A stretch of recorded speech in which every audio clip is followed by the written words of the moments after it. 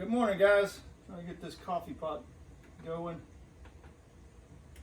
Awesome. So we got a little bit different video today. I'm going to take you guys around on my morning chores, show you kind of what a small farm, having a little bit of livestock, how much work that entails, but also how rewarding that it is. And then we'll also talk about maybe some future farm upgrades and just show you guys around. So I'm going to get this coffee pot going just like I normally would every morning, and then we'll get outside and we'll get started. All right, first things before we even get outside, because right now we've got little quail hatched out. I got to come check on them, make sure that they got food, and then check on this. I don't know if you guys can see, it's kind of dusty in there, but we had one late hatcher back there, and I'm just trying to let him dry out, completely dry out, and kind of get his feet under him before I put him in here with the other ones. So we had 13 hatch out between the day before yesterday and yesterday, and we've lost one, but he's ready to go into the box with the bigger ones.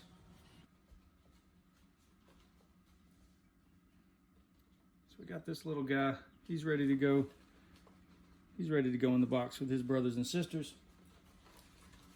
I had to do a little rearranging and put the box on the floor. I got a thermometer, I put a thermometer in there, and I realized that I had my light too close, and I was roasting the little quail. This is food that, as the other small chickens eat and they don't get the crumbs in the bottom, I've been pouring the crumbs into here to save, because it's just ground up a lot. It saves me from having to grind up food to be smaller pieces for the smaller quail. And so far they've been, as you can see in that box, they've been destroying it. Get out there, little guys, sitting in the food bowl eating. Keep those fed. Water's filthy. Go clean out their water. Just stick it back in there. We'll get them a morning drink, and I'm gonna go get my morning drink, and then we'll head outside. Next up, right outside the hobby room, is our back door. And there is our wild one. Hey, Fozzie. Good morning, Fozzie. Your beard is frozen, dude. Oh, he's so excited, so excited. And then there is, see, she's moving. There is Miss Piggy. There's our chickens are already out this morning. Of course, they're looking for water and some scratch grain, but so dog water's frozen, so now I got to go take care of that, thaw that out, and get them some fresh water. So I'll take that inside to the sink, put some warm water in it, thaw it out, put some fresh water as well. Fozzie! Oh, Fozzie! He's the world's most excitable dog. It's hard to do this one.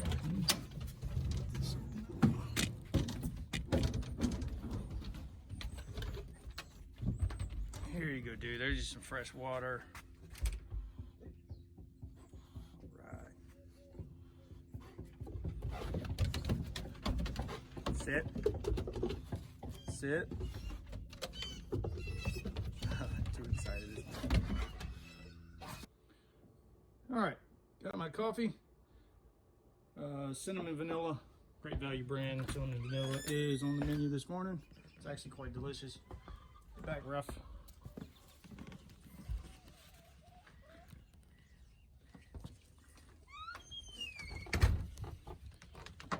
To the shop. I normally do this at 5 a.m. Before I head out for work, but it is quite cold and dark at 5 a.m. I decided to wait till about 8 a.m. on Saturday morning to show you guys what goes on. So I got my little chicks in a brooder here, and get them fed and watered real fast, and then we'll head out to the fenced in area. My shop's a mess. Work in progress is what I like to say. Morning, sweeties. So I keep this gallon jug out here. I have got water out here now, but I've been filling this gallon jug up in the house so I can fill up their water every morning. Just pour it in here. If you haven't seen the video of me making this brooder, I encourage you to go check that out.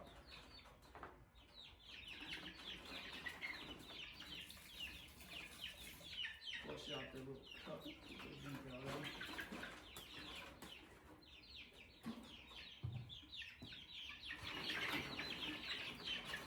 These guys are not quite big enough to go out in the yard, especially when it's so cold. Put them in here under the heat lamp.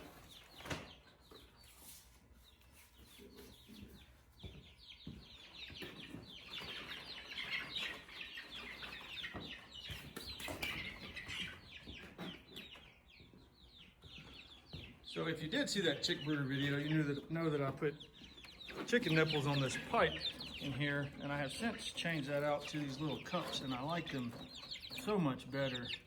They have a little yellow, I don't know if you can see it in the under that light, but they have a little yellow dongle in there that as they drink the water and they hit that valve opens and allows a little bit more water in the cup. With the nipples, they were just wasting so much water. The old pan underneath stayed full of water, and I was constantly filling it. So I like the cups better than the nipples at this point. Next, I gotta get the chickens some feed and some scratch grain.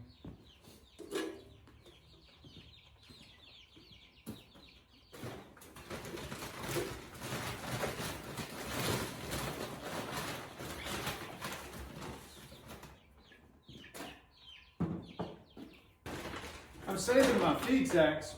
Years ago, I built a chicken coop, and instead of a tarp over the top of it, I put feed sacks, and it lasted for a long time, and it was waterproof. So I'm saving those just in case I need something to be waterproof.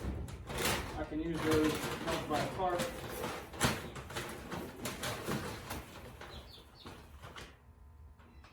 Some of the scratch grain. Head out there to the chickens.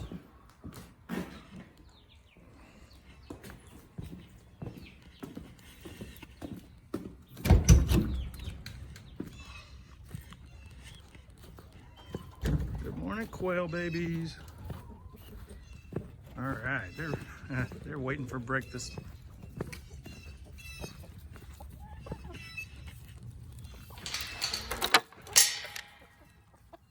Back up, girls.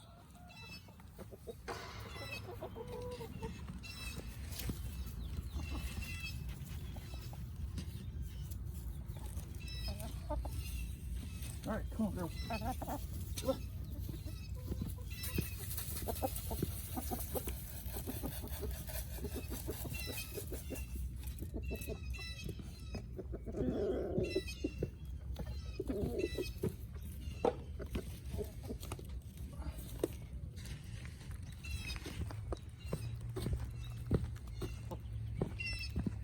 Hey, Matt. Pretty little silky. All right. So I still have essentially two flocks. I have Little Red and his hens that stay in this coop, and I have Beast and his hens that stay in the other coop. The future is going to be one big coop, like a shed style coop, where they can all stay in there together, and I can add to them as need be. But until I can build that or source one for very cheap and or free, I'm stuck to the playhouse coop. Oh, this is pretty full. This little chicken feeder, double-sided chicken feeder that I built has worked fantastic.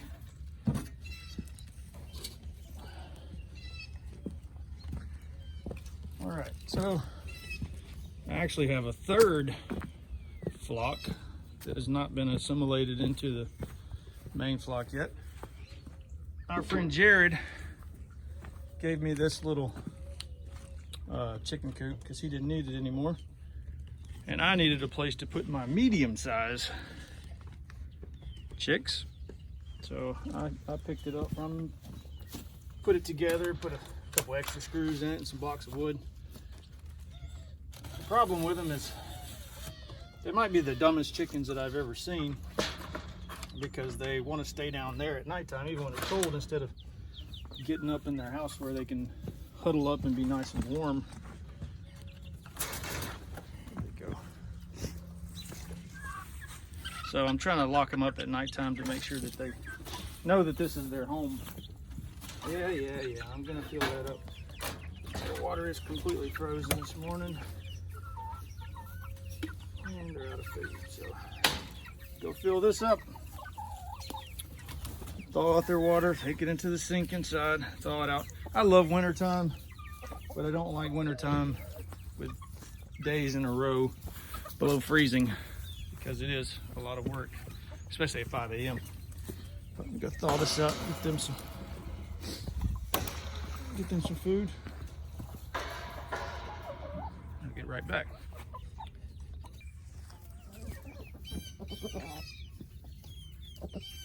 Got the water filled up, the food filled up. These other hens are looking for some water. I haven't gotten theirs broken out yet. Go ahead and get some drink, girls.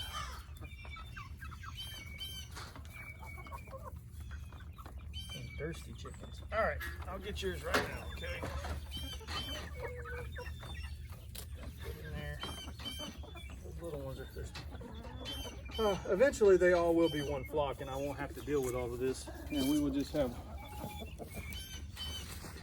one water source, which is maybe another one.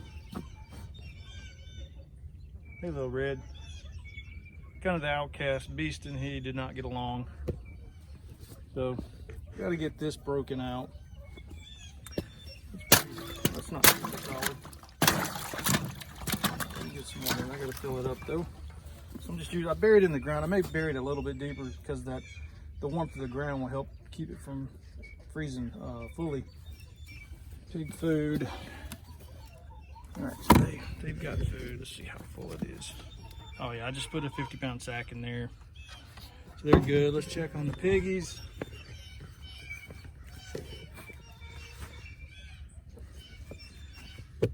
Man, y'all look toasty and warm in there, like some veiny sausages.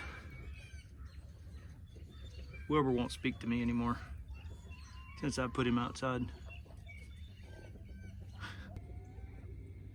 Alright, so our two females are coonies, and this ornery guy right here is a mini. Just a companion pig. He's been neutered. But we do have some friends that are interested in possibly getting a boar, cooney. And we talked about, if he does that, then we would do breed rights, and we would bring him over to our house, or take our females over to their house and breed them, and then the payment would be, choice piglet or a couple of piglets, whatever we worked out. We're friends, but we're looking forward to that, because I don't really want, I have basically half an acre fenced in here, and we can't keep the boar in with the females constantly, and then also I'm afraid that he would probably get hungry and eat my chickens or tear up stuff. So if they have the male and we have the females, we can work out a deal. Another part of bartering that we're excited about. What are you doing, girl? Are you laying an egg? No, just resting.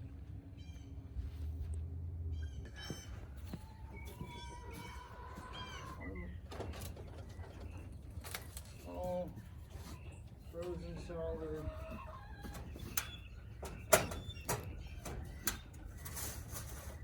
All need feed. Draco's out of feed. Oh, you got some food.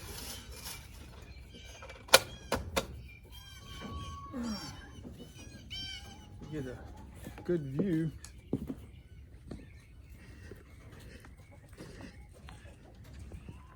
Check on the babies.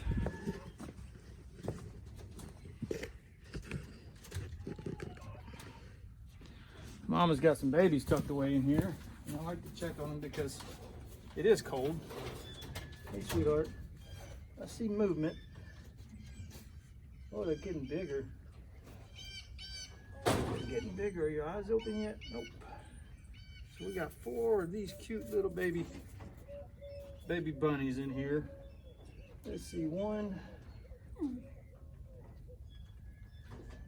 2, 3, 4, all alive and all healthy. Good job, Mama. Good job. There you go. I'm done messing with your babies. You're okay. So it's her first litter, and she's actually turned out to be a great mom.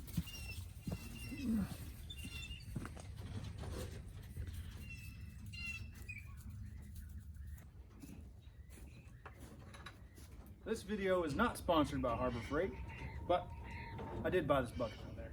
So what I do is I take their waters all off, put them in this bucket.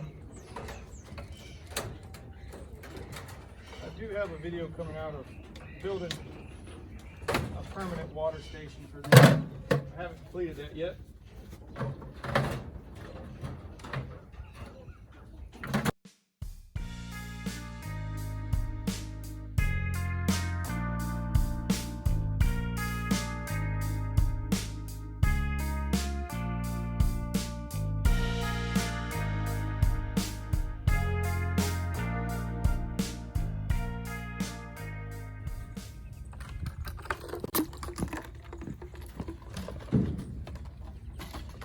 So I didn't waste any water. All the water, the warm water that I used to thaw out the rabbit water bottles, I'm gonna put into the in-ground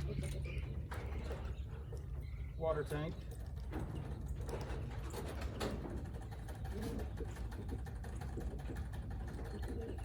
It's leaking or not. Girl, it looks like you're asleep. Readjust it.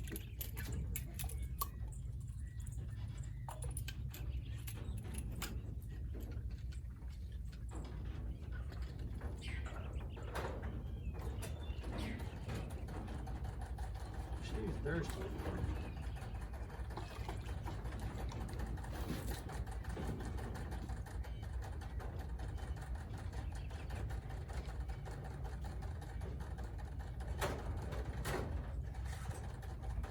There you go, dude. Stop mean mugging me.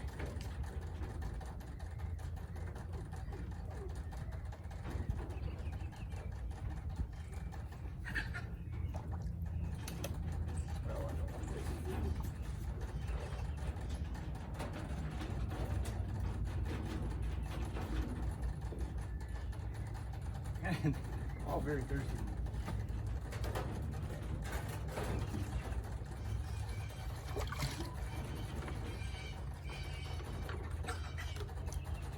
Oh, that's my sleeve. It just got wet. Great. All right, those of you watching, don't do that. Don't forget to put the rubber gasket in there before you put the liquor part on there.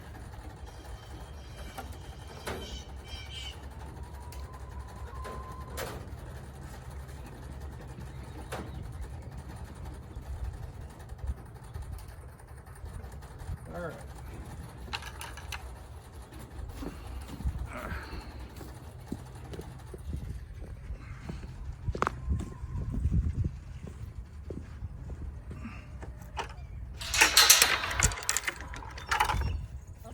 Everyone's thirsty this morning.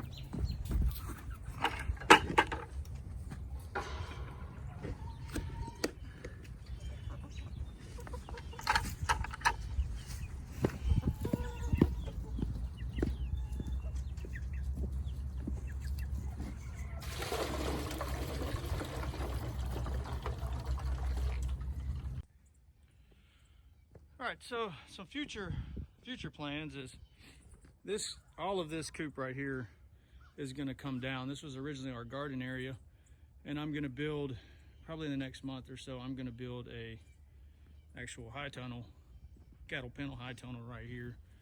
We're getting a little bit of a late start, but we can grow in it all year. So I'm excited about that. I've got the plastic already. I just got to get the cattle panels. And then our friends gave us another chicken coop for our meat chickens It just doesn't know that it's a chicken coop yet. So the kids will still be able to use it and jump on the top of it. I'm gonna fence all the bottom of it in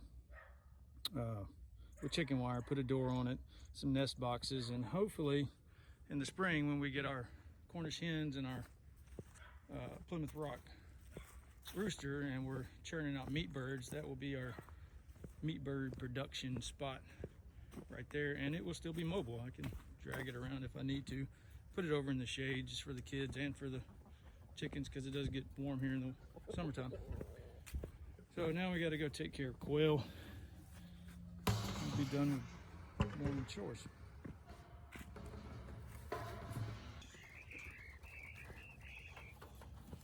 Morning Quail. It's this one little Quail Feeder I've showed you guys before with the holes in the side of it where they can just stick their head in. That thing has worked great. There's very, very little food waste. So if you're thinking about doing quail and you're wondering about feeding them, that has worked out wonderfully.